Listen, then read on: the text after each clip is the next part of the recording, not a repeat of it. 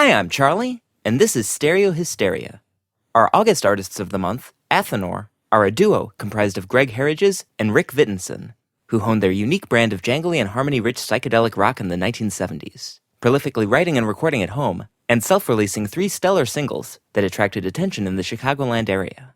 As the decade came to a close, however, their musical dreams were set to one side, and Athanor seemed destined to obscurity, until a recent resurgence of interest has resulted in 2 archival albums being released, last year's Flashback and this year's Inside Out The Demos, 1973 to 1977, both on Grierson Records. They've also returned to the studio and started work on a 3rd album. Greg and Rick spoke with Stereo Hysteria at the Chicago studio The Workshop Jones, and while they were there, they graced us with 2 exclusive acoustic performances, which we'll be hearing at the end of the episode. But we'll start off with a track from Inside Out, originally recorded in 1973, called Love Shining. Love is like a burning blaze. Love, it makes me roam. Oh,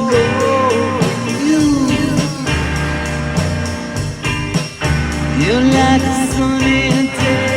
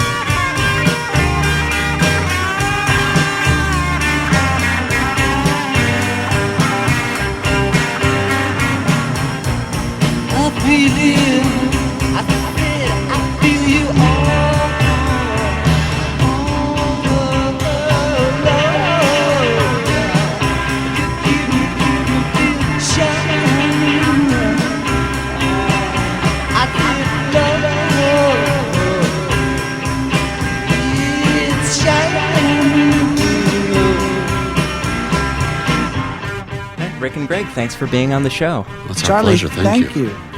When did you 2 first meet?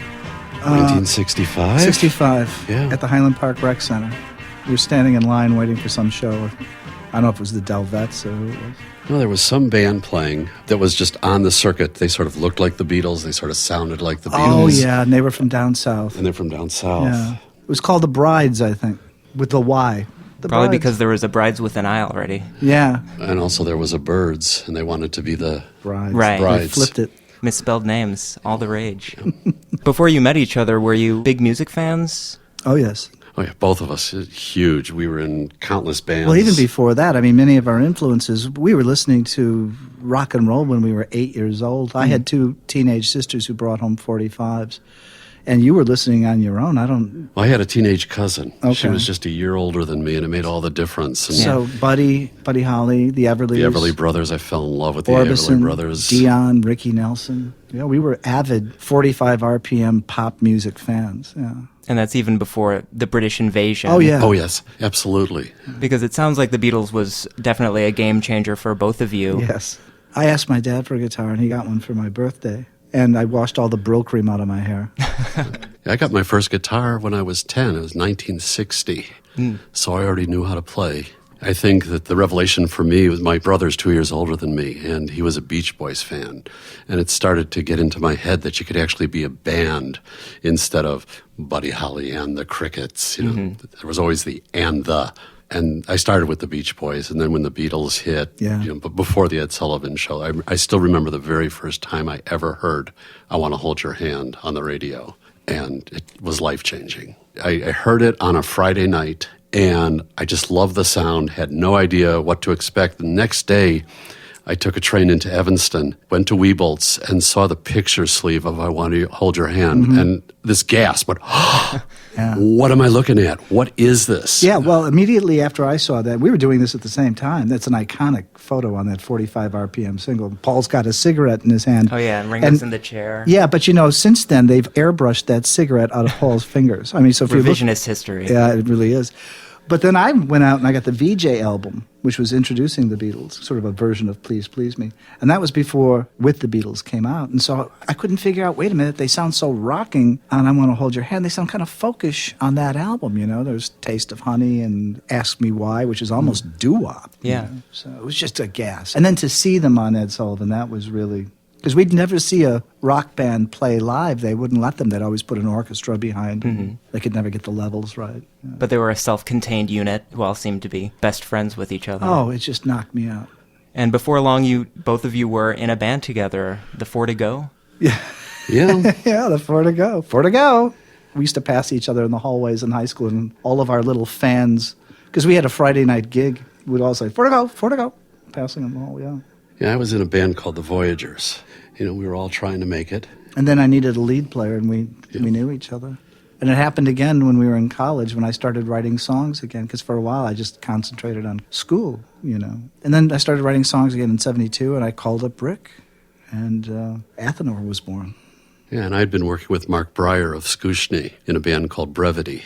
Okay. And we had been recording. Mark is a good friend of both of ours. Yeah. And he ended up putting us together. He sort of again. put us together, yeah. And by then I'd bought a TIAC 3340 machine, and so I could actually capture these sounds, and Rick would come over and add harmony and play lead, and we said, why don't we make a record? Yeah, so we made a record. That was Inner Space and Graveyard.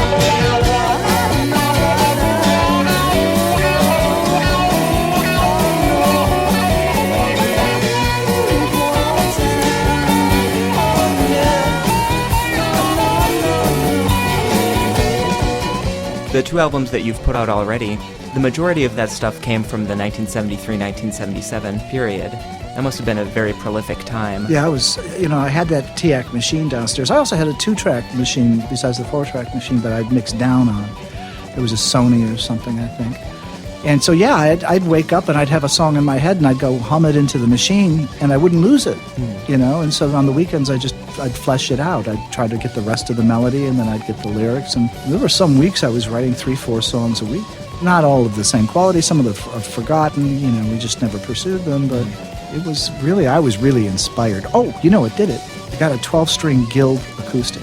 And from the time I got that 12-string Guild acoustic, I heard harmonies like I'd never heard them before. And then I was working with Rick, and he was influencing the harmonies. And so all of a sudden I was hearing sound at a larger level. Right. So that really did it. I was totally inspired. From the first time I heard the Everly Brothers, I knew I was meant to harmonize. Yeah. And part of the reason I loved the British invasion, all of it, was the fact that you could just layer harmony upon harmony upon harmony. And I'd bought a sound-on-sound tape recorder, and I would just keep adding my voice and adding my voice and adding my voice to see how many layers I could put on it. Yeah, so by the time we got together the second time around, he already knew how to do that. That went a long way in helping us out in the home studio, and in whatever studio we were in, we recorded at Paragon and Streeterville, Chicago Sound Market. We did the circuit in terms of professional studios, but, it's expensive, so we do a lot of the stuff at home. Yeah. It's so interesting to hear how you were able to get the equipment to make your own record, because it seems like before the 70s that was cost prohibitive. Yeah. Like there was no way to get decent sounding audio equipment that was at the consumer level. It's true, but that TAC 3340, and at that point I had started working. I started teaching when I was 22, and so all of a sudden I had money and I could buy things, and I bought a mixing panel and a custom-made mixing board, and a great Sansui stereo system. So we really had a home studio that we did our demos in. As a matter of fact, Inside Out, that album, most of those songs were done on that machine, in that room, I think. And listening to that album, it's interesting how you were able to get a lot of trippy effects with that. Like there's a lot of backwards guitars and delay and some flanging. I was in a pretty trippy mood. Yeah, and so I experimented. I love that stuff on Revolver and Sgt. Pepper, and then later on in other, Amandul too. I was a big fan of Amandul too, the German psych scene, and I just wanted something like that, And so, yeah, the backwards guitars was always one of my favorites. He's trained to run. He has your face. Does not lie. Choke on miss. Choke on miss.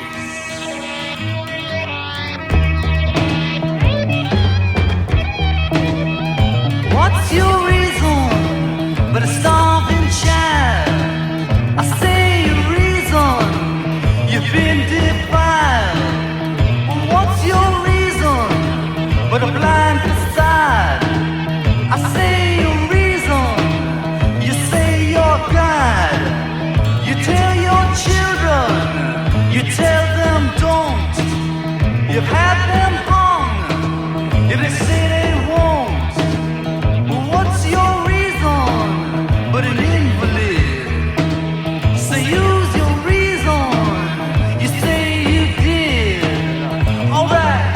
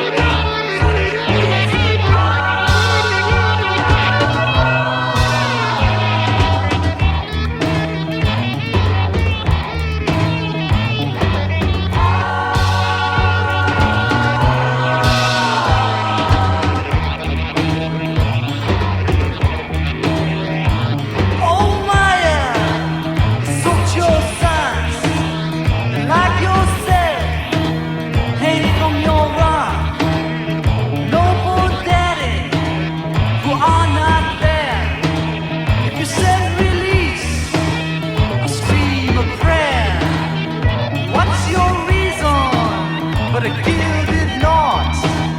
I say your reason, I say your cause, I say your cause. All right.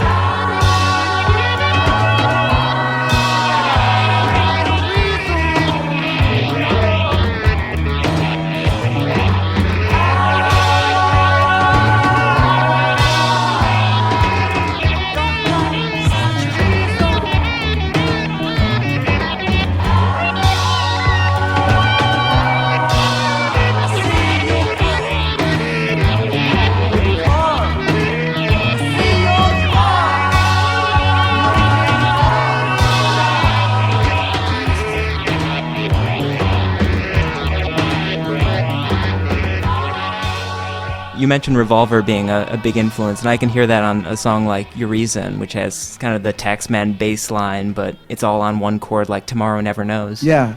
It was sort of like a psychedelic chant, Right. you know. And I was working on my master's degree at the time, and I was studying Blake, William Blake, the poet and engraver. And he wrote a prophetic book called Urizen. It's this mythical character who measures everything, and he's evil because he makes infinity impossible. You always see him with a ruler or a compass or something. And so I thought, I'm going to write a song about Urizen, this character that Blake invented. Mm-hmm. So, You being an English teacher at the time gives your stuff a very unique quality. There's a song on the new album that name checks James Joyce. Your record company was Banana Fish. yeah, but it's Salinger. Yeah. Yeah. It seems like there weren't many bands at that time that were making the deliberate literary allusions. references, yeah. I did it because it was part of my daily life. When I wasn't teaching it, I was going to school at night working on the master's degree, so all of that stuff found its way in. Where did the name Athanor come from? I'd read a book of poetry by Penelope Rosemont, who's a local Chicago writer. I bought it at Barbara's bookstore, and it was called Athanor. And had these wonderful medieval illustrations. The poems were surrealistic. She was into surrealism. And I said, this is a good name for a group. There's an explanation on the back of what Athanor is. Now, Athanor exists in occult mythology, and it's also known as a device that alchemists use to turn base metals into gold. I mean, it's all mythological. But the one that Penelope Rosemont wrote about was this hill that contained two cisterns. One was the air and one was the water, and in times of drought they would open and they would fertilize the countryside. And I said, oh, great, Athanor. So that's what we became. When did you first realize that you could put out your own record? Because there weren't indie record labels per se back then. You would have to do absolutely everything yourself. We have a friend by the name of Jeff Peters, who was the sound man for the Beach Boys. And we knew him through Mark Breyer. Mark had gone to California. He found Jeff. Jeff actually mixed Inner Space. We sent him the master tape. He mixed, and he liked it. And he's the one that said, you can put this out yourselves. And so he saw to the mastering of it, and he saw to the pressing of it. It was because of Jeff Peters. And once he did that, then other people came along, like Arnie Goodman, who was the brother of Jerry Goodman. And he saw to our mastering of I Don't Mind, and what was on the flip side of Urizen. He had it pressed. And then we did it ourselves by the time we got to Read Me in Memory. We contacted the record pressing plant. We found the best one we could get. So we were all of a sudden a record company. And a publishing company. And two publishing companies. Yeah. And were you also distributing this? Were you getting this into stores? Were you sending it to radio stations? Not really. We were sending it to, radio stations for sure. And we did get airtime.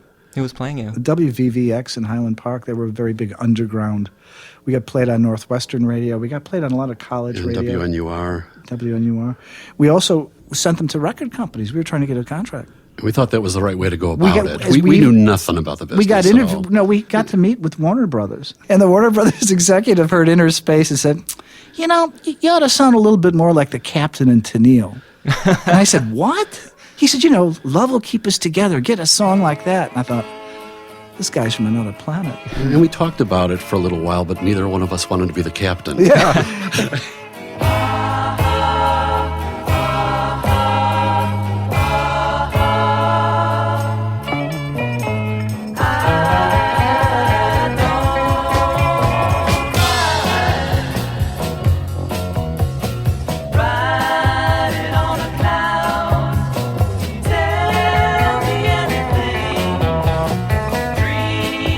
Dream aloud, make a rainbow sing.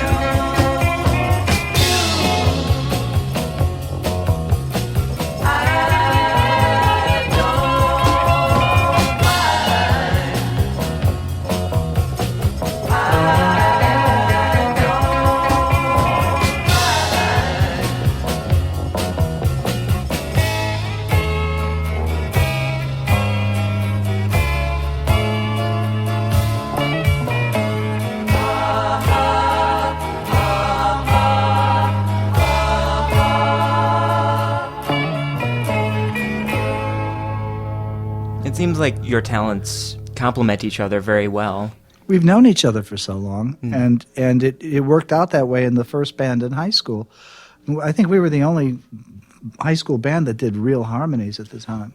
Yeah. You know, and Rick was the lead player, so it's like we could do it in our sleep right now. I mean, especially if we go into a studio, he'll make up the piano part on the spot. We've just been doing it so long. And you're really lucky if you find someone whose voices meld so beautifully. And we can just, you know, I listen to him. You just complimented us. I hear him singing, and I know exactly where he's going to go. In that split millisecond, you can actually hear where his voice is going to go, and I go off in my direction. Yeah. We've always just, it's like we've always been the Everly Brothers or John and Paul since we were 15. 15, and the nice thing is, even as adults, when we weren't formally in a band or anything, you know, we'd meet on Fridays, we'd have an Irish breakfast and go back to my place, and we'd play guitar and sing.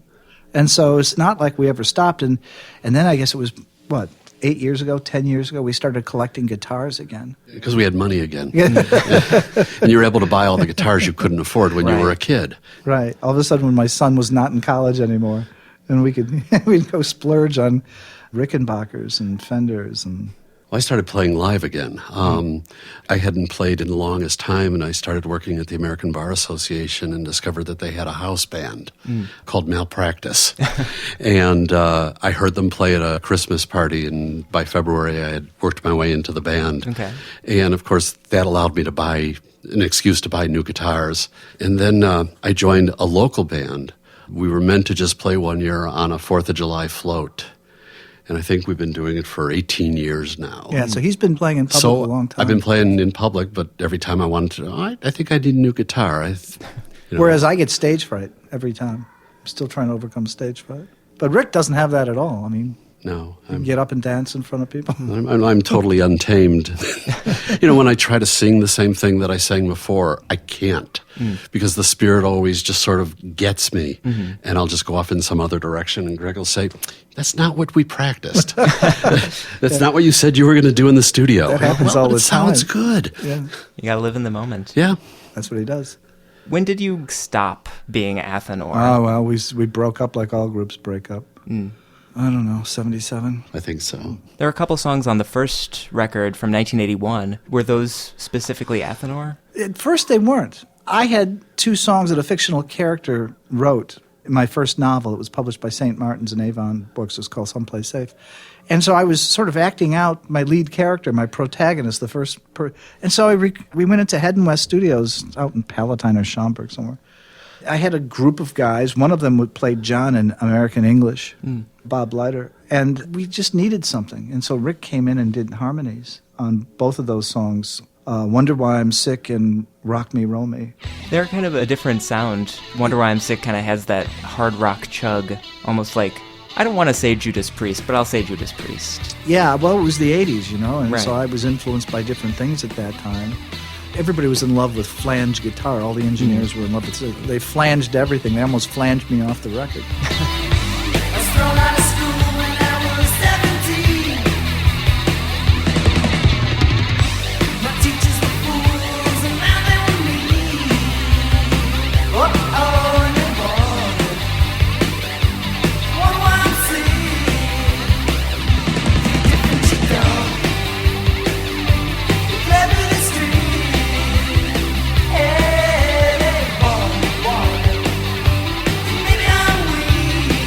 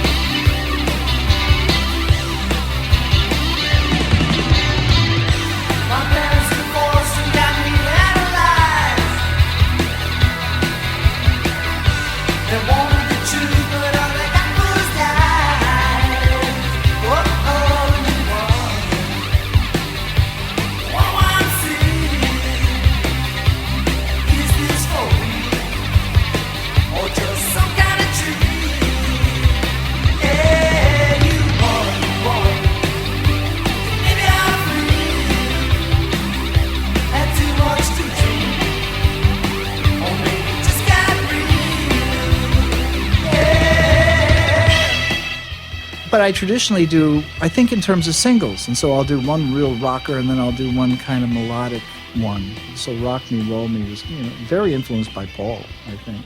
One reviewer said it could have been lifted right off of Double Fantasy. It sounds like it was a missing track from Double, which I thought, thank you. Yeah, it does have that sort of starting over vibe to it. Yeah, and I guarantee you that's where it came from. That, starting over was, I love that song. I saw the sun for the first time yesterday. A night without love is the worst time. Won't you stay? Won't you stay? Oh, rock me, whoa, roll me. Want you to hold me. There's nothing else to do. There's just me, there's just you. Deep in the heart of the evening. There's no time. There's no time. Dream if you can. Make it easy. Love is blind. Love is blind. Oh, rock me. Whoa, roll me. Want you to hold me 'cause I can't face the darkness alone. Can't make it one more night on my own. Won't you follow me home? Rock me. Rock me. Rock me, roll me,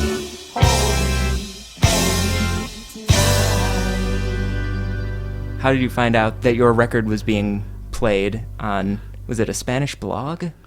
We got ripped off by a British record label, Past and Present Records. They never asked me for permission. And I got an email from a young fellow in France, Dijon, France, named Alexandre Mansouet, who has a wonderful blog called Somewhere There Is Music. And he asked me if I had any vinyl that he could buy. He already had our song Urizen on the British collection. And I said, what British collection?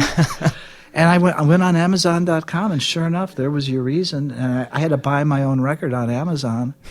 And I tried to get in touch with them, but their number had been disconnected. And then we found out we had a following in Europe, and we started getting contacted by record companies. Yeah, it was really a funny thing when Greg got the CD. We looked inside the booklet, and it has our bio, and I'm not in the band. He's not in the band.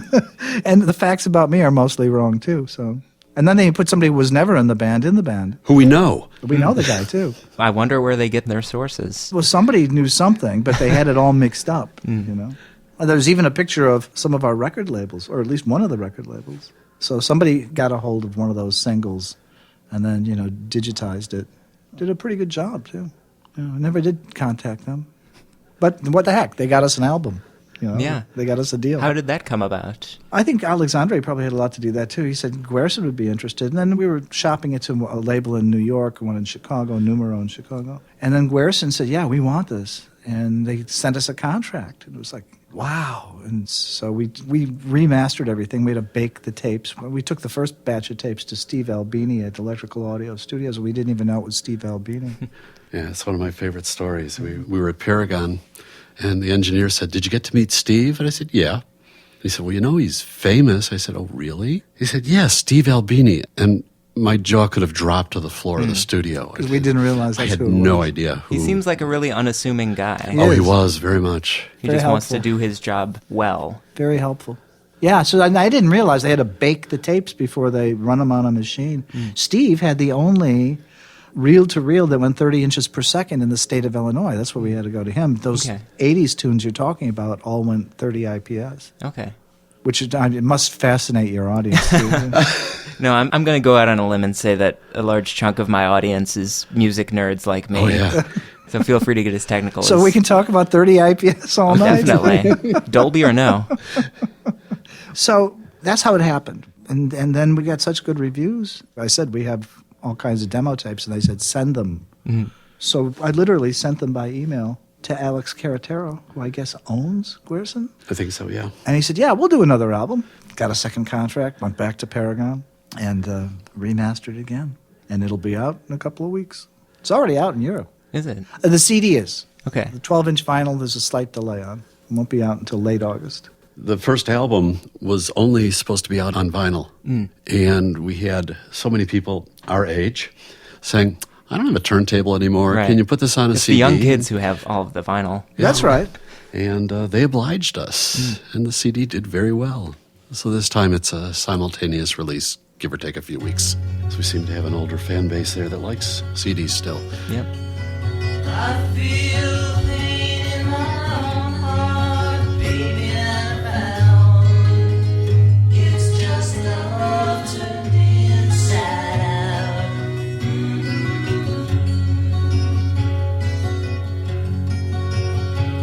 If you feel to get up in the night, honey, don't be afraid. It's your heart turned inside out.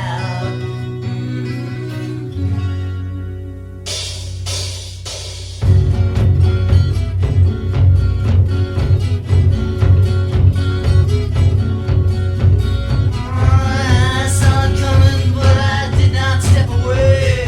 Oh, how I suffered, running for cover. It's just love, love, love, love, inside out. Love, lonely love, inside out. I see your face in the middle of the night. Oh, how it's burning, it just keeps on turning. 'Cause it's love, love, love, love, inside out, yeah. You saw my heart inside out. I don't feel it no more. I can't feel it no more.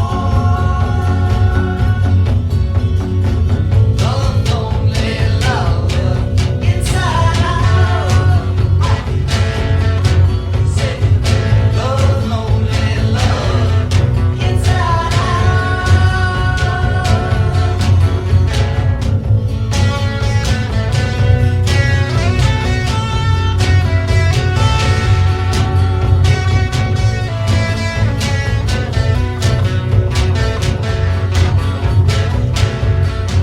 I'm feeling lonely, I'm feeling me. Oh, how I suffer, running for cover. It's just love, love, love, love, inside out. Yeah, love, lonely love, inside out. I can't feel it no more. I don't feel it no more.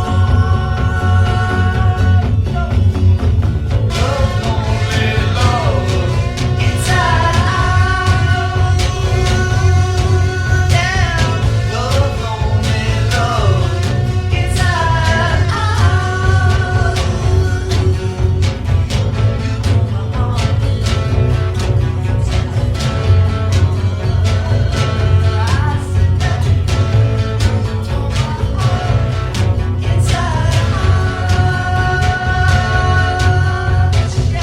It must be strange to not have any releases apart from like the 3 self-released singles, and then in the space of 2 years to have 2 albums out and to be working on a third one. Actually, it's the space of 1 year. Is it? If you think about it, it's a year and 3 months. Wow. Since the first one came out.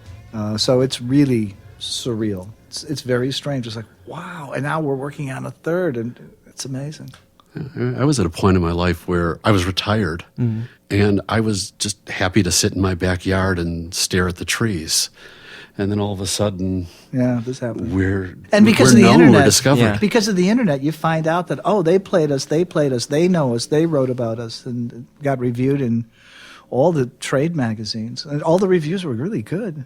You know, I hold my breath before I read a review because I'm used to reading reviews because I've done 8 books. And when you hear, okay, you've got a new review, it's like, oh, no. Read it with one eye just because if they say something hurtful, it hurts. And what was surprising to me was really how good the reviews were. Right. I wasn't expecting that sort of praise from anybody. I thought we'd put out an album, we'd get some okay reviews, but that's not what happened. No. Athanor was a studio band in the 70s, but it wasn't until, was it last year? It was almost a year ago. That you did your August first show? 23rd. At the Hideout. Yep. August 23rd at the Hideout. And we were the headliners. We didn't go on till midnight. And by then the crowd was nice and oiled and very receptive. God bless them. They made our jobs pretty easy. But we're doing it again this August 23rd at Popmore Corks in Lake Geneva, which is the Lake Geneva Academy of Wines. Great place. 6 p.m. Yeah, it's a year to the date. And we're doing songs from the first album and the second album. And maybe a couple from the third. Maybe. Maybe. And a bunch of covers, as we Nice. always do. Couple covers. Yeah. I saw on YouTube a clip from the first show that you did, the cover of the Beady Eyes song, The Roller. And that's such a cool arrangement. Thanks. Oh, thank you. Yeah. I just love them. I loved Oasis. I didn't know that song. Rick said, you ought to sing this song. And he played it for me. I said, oh, yeah. It's got a Lennon influence. Sure. You didn't know what to say. It just came at you today. Can't stay out your own way. Well, hold on, hold on, hold on. I'm hanging out in the sun, getting everyone done. Just behave, no one. Here I come, here I come, here I come. They call me the roller. I'll come and unfold ya. They call me the roller. It just go to show ya.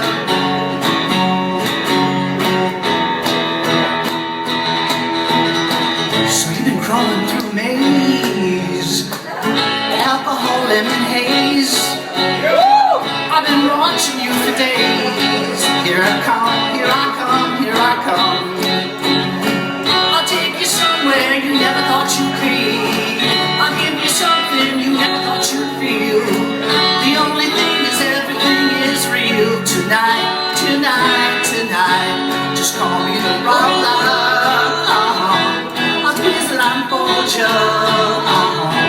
Just call me the roller. God, I just told you. And I do teach a Beatles class, too, at Harper College. I do it every spring. I teach it with Tony Romano. All those years of knowing about the Beatles, studying the Beatles. Rick comes all the time there, and so does Jeff Murphy, and we sing together. We'll sing a Beatles song. Last time we did Little Help from My Friends. Time before that we did You Can't Do That. And Jeff was nice enough to actually sing on this new album. He went down to Paragon Studios, did 4 levels of harmony in 40 minutes, and walked out. It was perfect. And that's on the song Love Me Like the Ocean. Roll Me Like the Ocean. Yeah, Roll Me Like the Ocean. Which was written in 1976 and really never recorded. We have just a little snip of it on the album, which I just used for writing purposes. I live a solitary life, endlessly, but she rolls me like the ocean, her love's like the sea. And then I remembered how it went, so I got lucky. That's such a catchy song. Thanks. I'd say it's a hit. Me too, Charlie. It's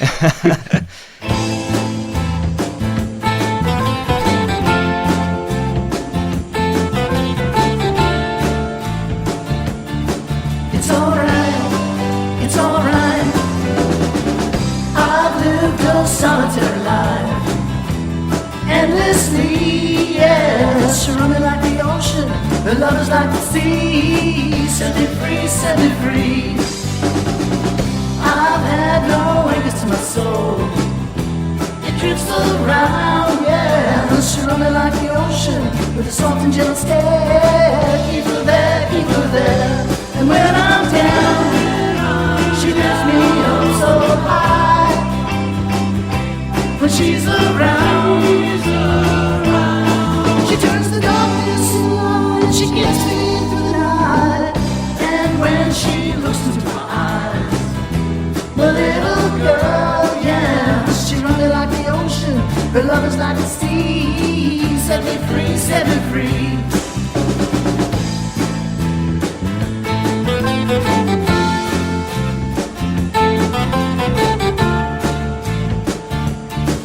It's alright, it's alright.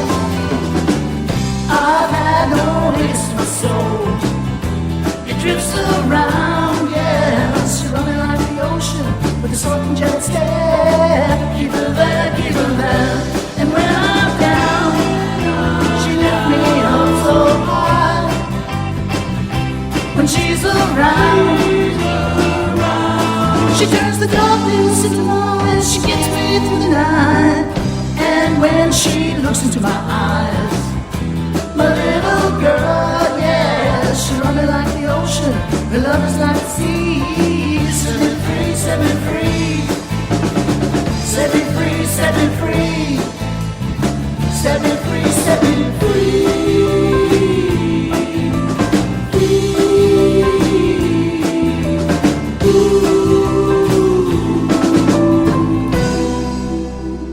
It was cool to hear Jeff Murphy on that because the Shoes kind of have a similar background. It seems they started around the same time. They're also from a Chicago suburb. Zion, Illinois. Yeah, and they were able to make their own music. Yeah, the do-it-yourself thing. I mean, Right. that was Jeff knew how to make records when he was young. Mm-hmm. A couple of years after we were, I just saw them at Space in Evanston. They were fabulous. One of the best live shows I've ever seen. They've really got their act together, and it's nice to see them still together. Right. You know? Were you aware of people like the Shoes or another person I've interviewed on this podcast, R. Stevie Moore, people who were home recording back in the 70s? No, I wasn't aware. I was made aware by Tom Knopf, who was a producer at Harper College, who made several documentaries with me. And we were doing a rock and roll documentary. He said, why don't we get Jeff Murphy? I said, who's he? But that was years ago. And so now Jeff and I are good friends. Yeah, I was totally unaware of any of these bands at the time. You know, an early interview that someone did with us, they had said, obviously, all of these bands like the Raspberries and the Shoes must have been influences. And you said, no, I'd never really heard of them, maybe until the 80s. Right. They had But there already is recorded. there is that genre that everybody puts us in with, and it's like, oh, you must have been. It's like, no, I You didn't were into even know. Big Star and Yeah. Badfinger. And I didn't even know about Big Star until Rick played them for me Yeah. 4 years ago. But I wasn't into Big Star till much later. Right. It Much seems like later. no one was. And That's the problem. Yeah. It's easy to look back and say with hindsight there was this thing after the Beatles broke up where people were trying to not recapture the sound, but they grew up with it. And in the 70s, the music that was popular was kind of, there was a lot of like hard rock and boogie. And then there was the Captain and Tennille, the AM Gold type stuff. Yeah. But the people who were making smart harmony-based pop were just doing it in their bedrooms. Yes. Yeah. And there's the rise of the singer-songwriter, too. James Taylor, Paul Simon. Nobody was doing rock and roll anymore. Sure, It was all disappearing. Yeah. After the Beatles broke up, I wasn't listening to very much except for Beatles solo albums and Dylan. Yeah. That's pretty much all I ever listened to. Well, we used to do that all the time. He'd come over to my apartment, my townhouse, and we'd all have the Beatles albums on the floor, and we'd just go from one album to the next, the individuals. And then I remember when Mind Games came out, I thought, oh, this is too much. Lennon has really done it this time. Yeah, But I don't think I've ever said anything else about a Lennon record, you know, Instant Karma. I love that sound. What can you tell me about the new album without giving too much away? I understand you've just started it. Well, there's some songs that we're very, very happy with. And we're able to get a sound that we've never been able to get before, because even though some of the songs have that flavor of the 70s to them, there are other songs that don't. Yeah, there's a few things that Greg wrote back in the 70s that when we digitized all of the music that we had done back then, some of it didn't come out. But it would be a shame to lose those songs. Right. So we're talking about Yeah, doing some doing of them for the first time, for the first time on a recording that works. Yeah, without the oxide falling off. Yeah. Right. And it's a big, big sound, which is not typical for Athanor, but still that Athanor sound comes through. And no matter what the instrumentation is, it's our voices. Right. So we will always sound like Athanor. We had friends on this one, too. Harry Reinhardt played solo on one song, and so did Quent Lang of the Mauds. Great sax player. And we've never had a sax on any of our records before. And he made it fit. He made it work. Other than that, you know, we're still doing the layers. we still have 8 tracks to record. So I figure it's going to take from now until Christmas or something. Especially when you're making stuff up in the studio. We've never had that opportunity before. You know, we always had to be everything had to be rehearsed, and you got to go in there in 2 days, and that's it. But we're taking our time with this one, and so it's at a comfortable pace. And we've got a great backing band. And we should mention their names. Absolutely. John Belpedio on bass. I've known John for about 18 years. He was in the 4th of July float band with me, and then we ended up being in a band called Half Dazed. And Chris Drehobel was the drummer for the Mauds, an incredible drummer. So we've got these 2 guys who we can go into the studio with. Now we've done it 4 times with them, and then Rick and I go in and we do the overdubs. And we rehearse it just maybe 1 or 2 times at Rick's house, and then we just go into the studio. They're very reliable. They know what they're doing. They're pros. They're absolute pros. And then we just build the sound. And it's probably the biggest Athanor sound we've ever got. There's lots of production. I can't wait to hear it. I can't wait to hear it. I can't wait for anybody to hear it. Yeah, it's exciting. And the good news is I played it for my son. He said, "Hey, Pop, your pipes still sound like you're 23. I said, "Thanks." That was the good news, because it could have been otherwise. We're very excited about this one. Still working on a title. It'll come to you. You're good with words. Thank you. Have you gotten any fans of your writing interested in Athanor? Yeah, sure. And, you hear from them by email. Or some of them have already become friends because they were fans. Some of them are colleagues, professors at different universities that I know, or Harper College where I work. A guy by the name of Tom Kitts from St. John's University in Queens. He's a professor of English. And he's a rock and roll specialist. He's written several books about the Kinks and Ray Davies. Yeah. Lance Olson, who's an author in Utah, just got in touch with us. He's knocked out that we got a second album. He's a big Athanor fan. Awesome. Yeah. All of my friends somehow were musicians. And through the magic of Facebook, I've been in touch with all of them, turning them on to Athanor. I heard recently from a guy I was in a band in high school with... Well, the local press has been good to us, too. Well, he actually lives in Florida now. But people start hearing about it, and people are just so happy to hear such a great story. After we broke up, I had been a college dropout. And I ended up finishing my bachelor's degree, and then I went to law school and became a lawyer. And that's when I started writing novels. That's when he started writing. When I graduated law school about 30-some years ago, what's really funny is, as I talk to my people I went to law school with and colleagues, they just think this is the greatest story in the world. I think lawyers always wanted to be something else. Right. I always wanted to be an athlete, but I broke my leg and I ended up going to law school. And it's just wonderful when anybody from your past hears about it and loves the story. Well, it's that way with the former students. One of them invited me to his 51st birthday party. I thought, oh my God, I've been teaching too long. But, they visit our Facebook page all the time. And they always like everything that comes out. But as I said, the local press, Tribune's been good to us, Sun-Times been good to us. And the industry papers, Ugly Things, Shindig. Got a great review in Record Collector. Yeah. We've been very fortunate. Yes, we have. All you have to do is live long enough to see it. That's the secret. Yep. Well, I see that you brought your guitars with you. Oh, we bring them everywhere we go. Rick brought a piano, too. Yeah. Not really. He's got a harmonica.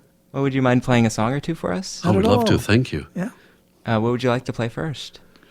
I think we'll do Like a River Flows from the first album. And what next, Rick? I think we should do Die. From the new album, which is called Inside Out, the demos.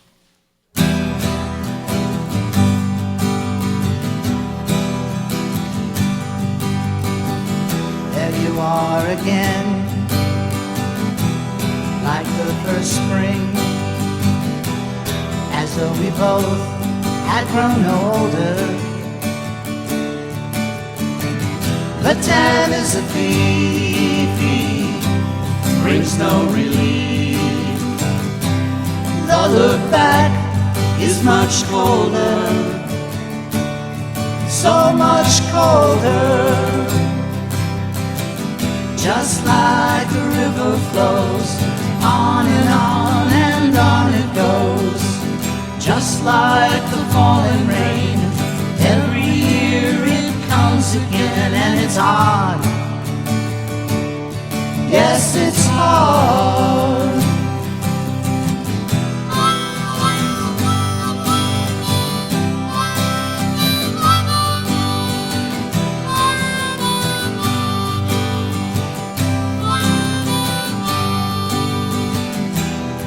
glimpse at the past, a look just by chance, lingering glance over my shoulder.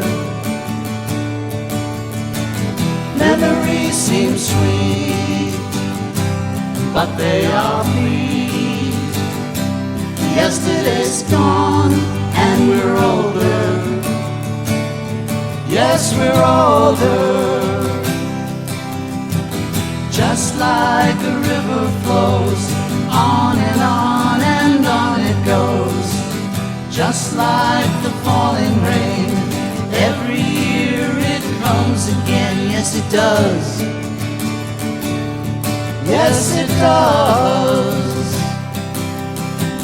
Just like the river flows, on and on it goes. Just like the falling rain, every year it comes again.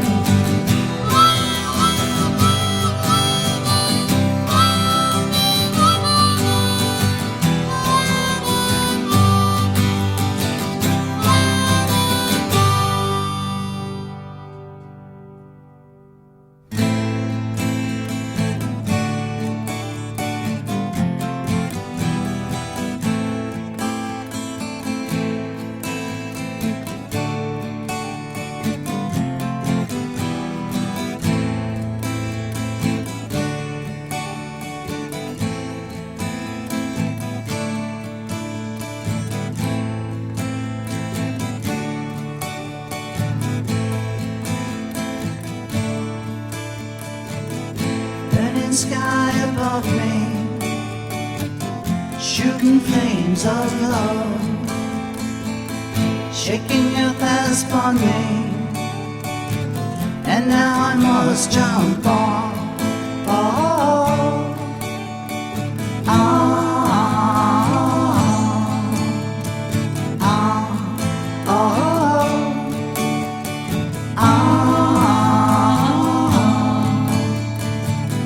Your bed is in autumn, the season that we like. Your leaves are on fire, and now I want to die.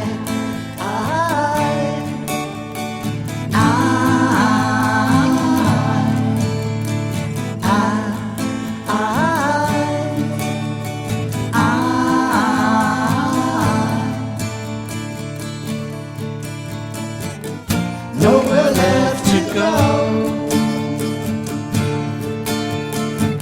The world is everywhere.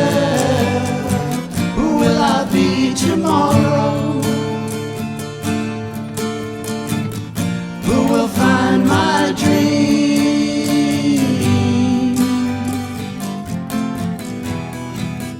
Feed me to the clouds, plant me all around. Promise me no shroud until my dream is found.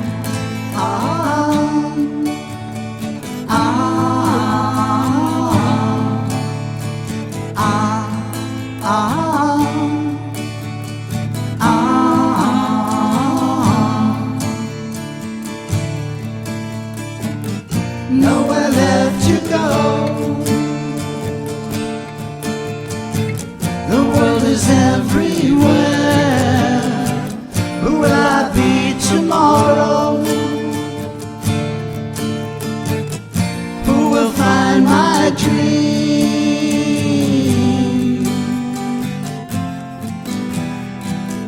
Burning sky above me, shooting flames of love,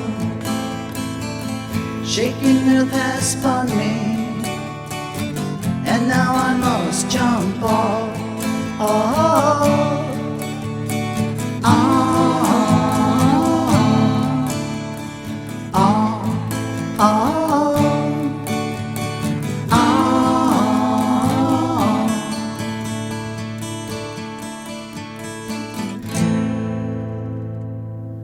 I think that's all the time we have.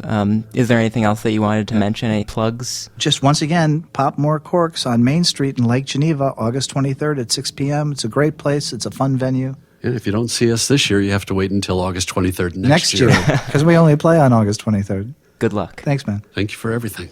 That's all the time we have for this week. Be sure to tune in again next week when our topic will be clouds. This is Charlie, signing off.